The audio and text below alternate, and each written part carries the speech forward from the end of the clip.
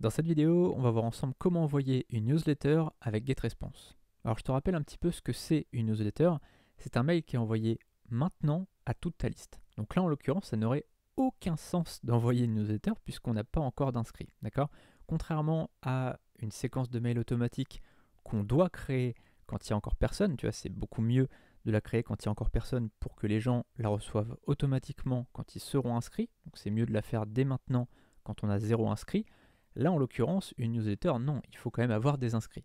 Alors là, évidemment, je te la montre pour que tu saches comment créer une newsletter, comment envoyer une newsletter, mais ça n'aurait aucun sens de le faire dès maintenant. Sur GetResponse, pour créer une newsletter, c'est assez simple. On va aller ici sur Créer, Créer une newsletter, et on va directement pouvoir paramétrer notre newsletter. Ici, tu vois qu'on a éditeur d'email ou éditeur source HTML.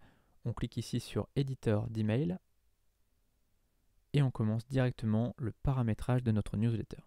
Donc là, on va choisir la liste, donc stop tabac, le nom du message, donc ça c'est un nom qui va juste apparaître dans notre liste des messages, mais c'est pas l'objet du mail. L'objet du mail, il est juste ici. Alors moi, je te conseille en général de mettre à peu près la même chose, mais tu peux ajouter ici, genre newsletter 1, par exemple, si c'est ta première newsletter, tu peux faire ça, newsletter 1, et le nom de ton mail, par exemple, 6 astuces pour arrêter de fumer maintenant.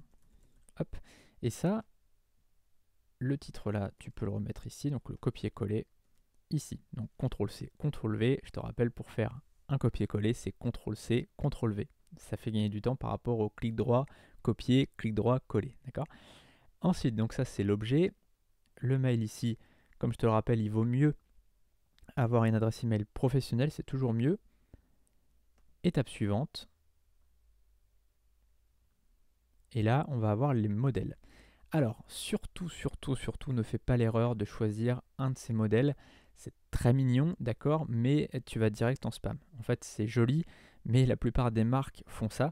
Ils utilisent des modèles comme ça, et le problème, c'est que derrière, c'est directement capté que c'est un spam, que c'est quelque chose de commercial.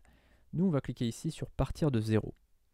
On clique, et ici, tu vas choisir donc ce que tu veux par rapport aux colonnes. Moi, je te conseille de partir sur quelque chose de très simple, par exemple celui-ci. Utiliser le modèle.